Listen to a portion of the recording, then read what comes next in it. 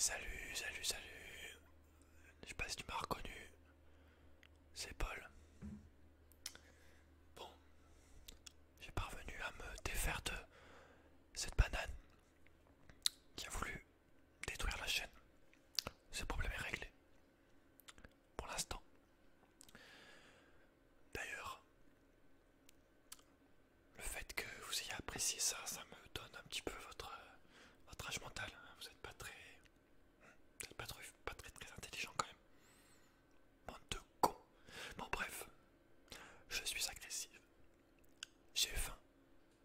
Donc, on ne juge pas quand on a faim. On est agressif. Bon, alors aujourd'hui, j'arrête de faire le con. Aujourd'hui, merde, attends, faut pas que je monte la marque.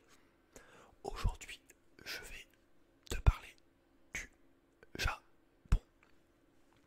Donc, 10 faits sur le Japon, 10, 11, je sais pas. Des faits, tu peux aussi dire des clichés. Donc, si t'aimes un minimum le Japon, que tu te renseignes un minimum, tout ce que je vais te dire, je pense que tu le sais déjà. Je vais pas t'apprendre, je vais pas te parler de la culture japonaise, mais plutôt de faits sur les Japonais ou sur le Japon ou sur ce qui se passe au Japon. Donc voilà, on va commencer. Tu peux t'installer tranquillement. Moi j'ai ma liste là, je vais te lire un par un les trucs que j'ai lus, que j'ai écrits de tête. Et voilà. Alors, j'ai faim, putain, je vais crever.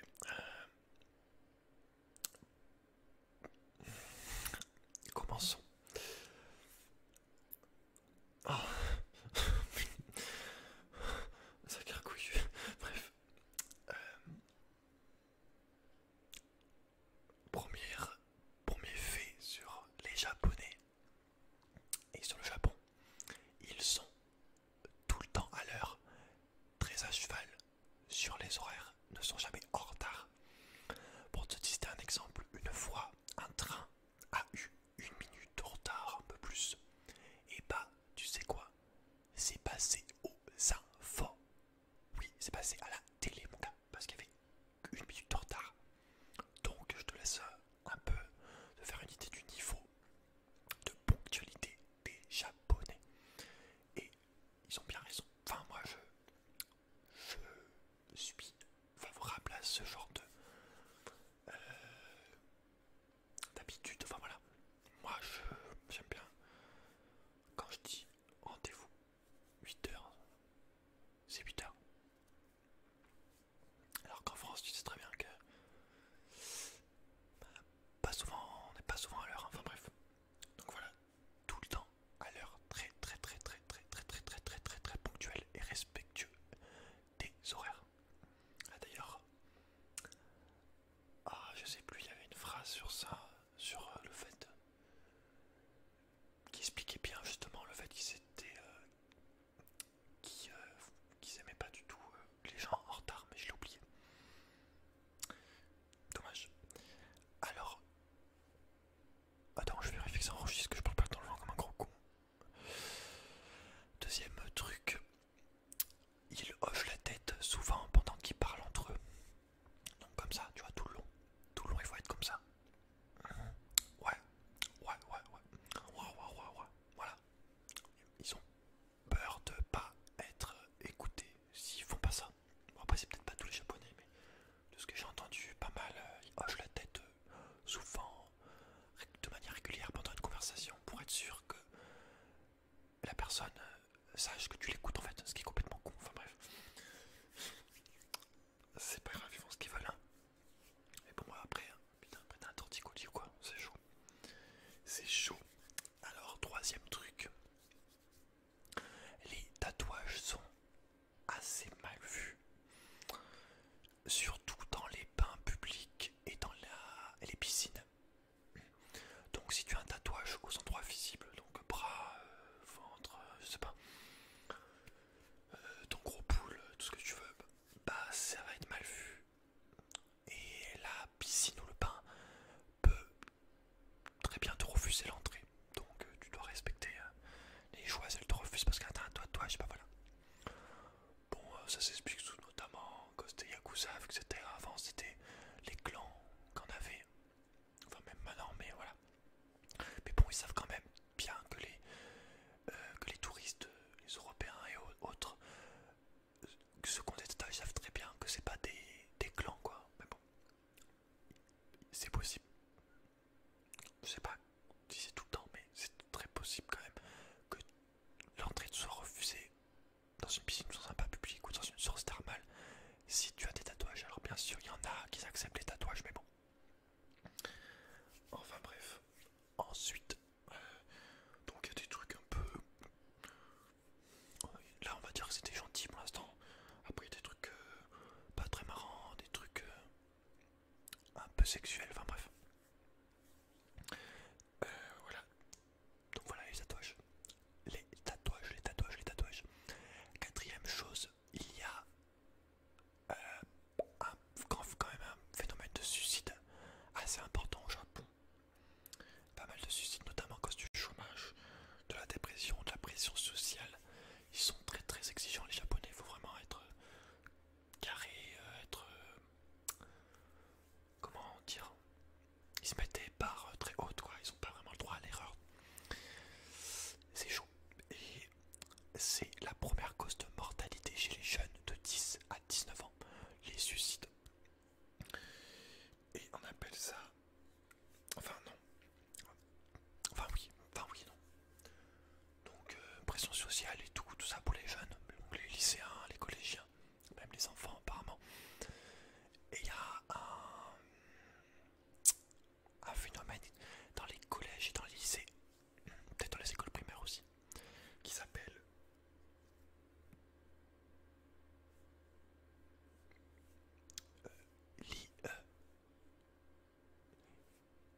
l'Ichime, ou l'Ichime, je sais plus.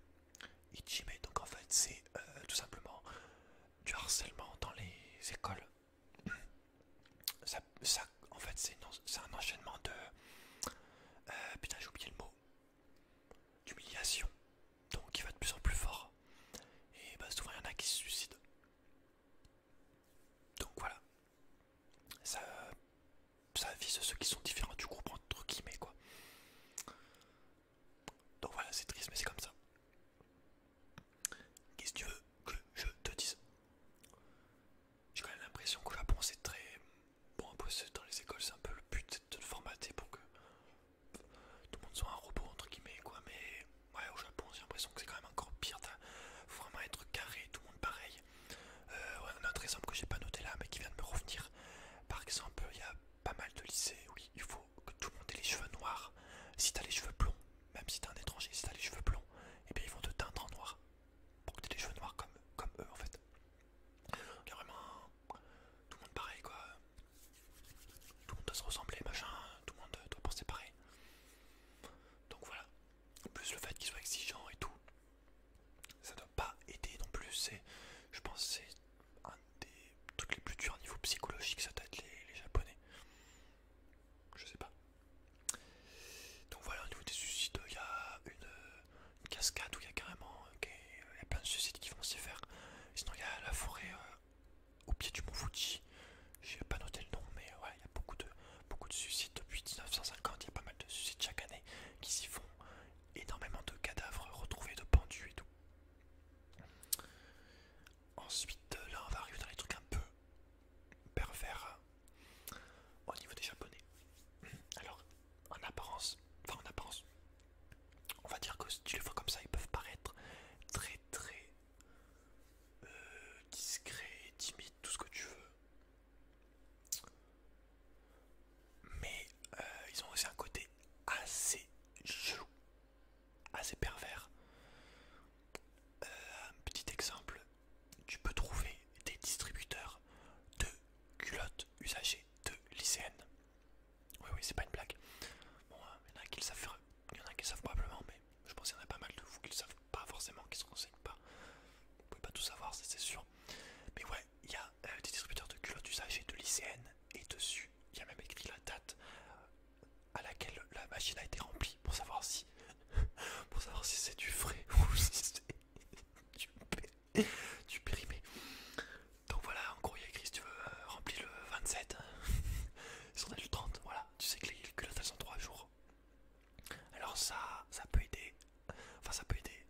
lycéennes ou quoi, ou des étudiantes qui peuvent faire ça pour payer leurs études. Enfin, tu vois un peu la merde que c'est, quoi.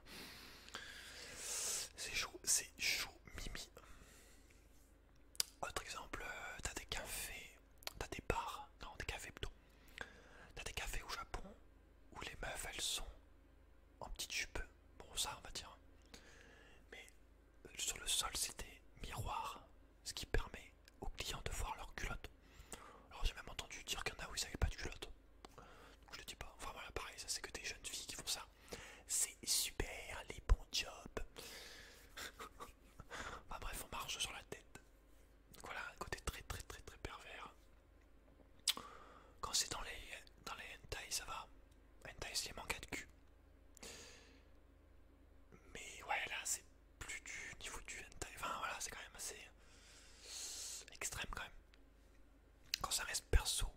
Mais là, le fait de voir pour acheter des culottes, les meufs, tu leur obliges à montrer leurs culottes à tout le monde. Enfin voilà, il y a aussi un culte de la culotte, quoi, apparemment. Ensuite, autre fait sur les japonais, ils sont pas trop, prostitués. Eux, ils vont plus être poupées sexuelles. Donc t'as des poupées très réalistes qui sont super bien faites. Bon, elles sont chères aussi. T'as des poupées qui ressemblent à des gamines de 12 ans. Enfin voilà, ce genre de choses. Mais ouais, ils aiment pas trop les prostituées, notamment à cause des MST. MST, non, je peux pas répéter. Notamment à cause des maladies, voilà. Et je les comprends, en vérité. Voilà. Tu regardes, je sais pas si tu regardes des reportages des prostituées du bois de Boulogne, elles sont là derrière les arbres. De toute façon, elles sont là. De toute façon, ça dure que 5 minutes maximum et tout. Des fois, il y a des auteurs. Des fois, il y en a qui négocient à 5 euros. Moi, je préférerais me mettre une balle plutôt que de devenir prostituée. Moi, après, je juge pas. Hein. Il y en a qui font ça pour s'acheter des robes. Bon, pas tout le monde évidemment. Il y en a qui font ça, qui sont embrigadés là-dedans, qu'on leur vole un papier dès qu'elles arrivent en France. Il y en a qui font ça parce qu'elles n'ont pas d'autre choix, qu'elles n'ont pas trouvé, ou voilà. Mais ouais, moi je préférais crever que faire ça. Enfin bref, voilà, prostituée, c'est pas trop leur truc, c'est plutôt les poupées. J'essaierai de mettre des photos tout le long. C'est une vidéo un peu à l'arrache, là j'ai noté des petits trucs comme ça. Je sais pas si je vais faire le montage, je verrai. Ça serait quand même mieux de mettre des images pour illustrer un petit peu. Pour te montrer ces fameuses poupées. La machine à culotte, enfin voilà, ce serait bien, ce serait mieux je pense. Après c'est moins naturel vu qu'il y a des images quoi. Mais bon. Alors ensuite, attends, qu'est-ce que j'ai noté?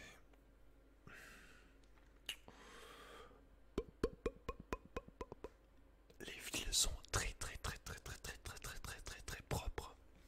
Vraiment, ils sont super super propres. À la différence de la France. Pour te dire, en France, dans ma ville, ils ont mis un panneau avec écrit dessus respectez les autres. Quand c'est la mairie qui t'oblige d'installer des trucs pour te dire respecter les autres, tu sens que l'éducation des gens est inexistante et le respect est mort. Tu verrais tout ce qu'on balance dans la cour de ma maison, entre cigarettes. On a déjà eu des arrêtés hygiéniques, des préservatifs, voilà, tu vois le. Super. Puis après, quand tu vas voir les gens, ils te font ah, mais c'est pas moi, je fume pas. Et puis 2 jours après, tu la vois là. Tu la regardes, elle fait genre. C'est comme si elle t'avait pas vu, tu sais. Enfin, bref, ce genre de fils de pute. Bref. Donc voilà, les villes sont très propres, il n'y a pas grand chose de plus à dire. Je peux aussi te rajouter qu'il y a même des groupes à Paris qui sont gérés par des Japonais. Et ces Japonais sont bénévoles et ils nettoient les villes de Paris. Tellement qu'ils trouvent que Paris est sale. Et là, ils nettoient eux-mêmes. Donc voilà. Donc de ce côté-là, ils sont quand même très très très très respectueux. Et ça donne envie. Voilà. Ils sont aussi, j'ai mis à côté aussi très très polis. Donc bon, en tout cas pour tout ce qui est merci, bonjour, au revoir. Enfin, ce qu'on dit. Hein. Bon, j'ai déjà vu. Ouais, clairement, ça y va quand même. Après, bon, il y en a qui disent que c'est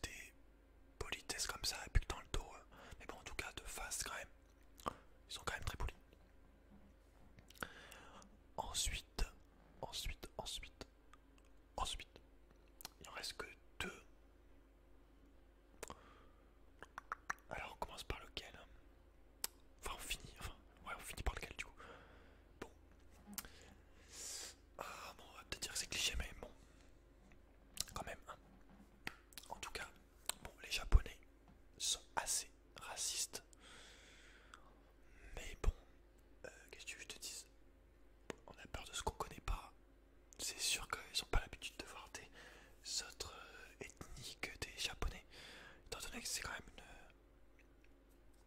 nation assez... j'oublie le mot, putain. Nationaliste. En gros, on reste entre japonais, même si ils vont ouvrir des immigrations, mais évidemment des immigrations coréennes et chinoises. On reste entre asiatiques quand même. Mais bon, après, hein, franchement, je sais pas ce qui est le mieux. Donc, et pour te dire vraiment, imaginons, tu es japonaise, tu t'appelles... comment tu vas t'appeler j'en sais rien moi. Ouais, tu t'appelles Yuno. Tu tombes amoureux de... oh putain. Alors lequel je choisis?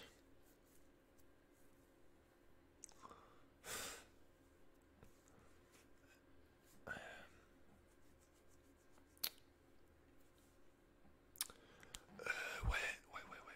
Comment? Bon, tu tombes amoureux de Karim, voilà. J'ai hésité entre eux. Y a rien de raciste, hein, c'est pas parce que je rigole, je m'en bats les couilles. Et bah, en tant que Yuno, petite japonaise, tu risques d'avoir du mal pour faire accepter ton mec, ton mari, comme tu veux. Si tu te maries, moi je dirais t'as 9 chances sur 10 de te faire renier par ta famille. La famille va quand même très mal le prendre. Voilà, ils sont assez... ils sont comme ça, c'est tout. Y'a rien de plus à dire, hein. Les parents vont t'ignorer, vont te faire la gueule, tout ce que tu veux. Donc voilà, c'est chou. Y'a rien de plus à dire. Franchement, je sais pas ce que je peux rajouter de plus. Enfin bref.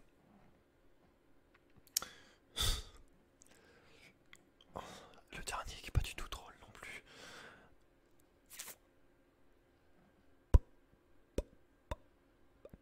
Bon allez, on termine. Il y a pas mal d'agressions sexuelles dans le train. Et non, c'est pas que dans les hentai. Ouais, pas mal d'agressions sexuelles dans le train. Là, il y avait écrit, je sais pas si c'est vrai. Bon, regardez des chiffres, je les double minimum. Parce que les chiffres qui sont écrits, surtout toutes les cas de viol et tout, toutes celles qui disent rien. Donc là, apparemment 10 000 viols par an dans les trains. Alors, les personnes cibles évidemment sont les collégiennes, les lycéennes, symboles de pureté, tout ce que tu veux. Donc par les mecs qui font ça, prédateurs sexuels qui font ça, on les appelle les Chikan, je sais pas, Chikan, Chikan, bref, c'est pas drôle. Voilà, ils profitent des trains bondés pour te faire des attouchements et... bon, t'as compris quoi. Donc voilà, c'est pas ouf. Ah, je peux rajouter un autre truc après, du coup, qui va venir contraster. Tokyo est apparemment la ville la plus sûre du monde. Alors après, il y en a qui disent qu'ils truquent leurs chiffres et tout, mais bon, je pense quand même que c'est majoritairement vrai. Étant donné que...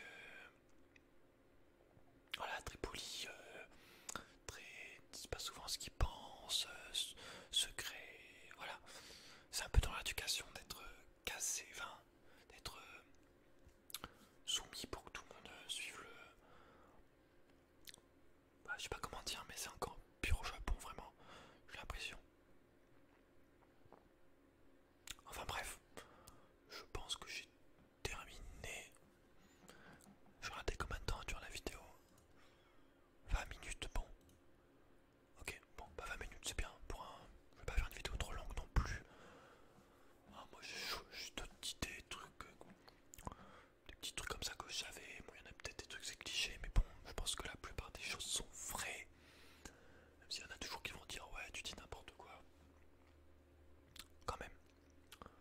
Donc voilà. J'espère que la vidéo t'a plu. N'hésite pas à mettre un petit like, un petit commentaire, à partager la vidéo si tu veux m'aider, à tous ceux qui aiment le Japon, les mangas. Moi j'ai grandi avec le club Dorothée, donc bon,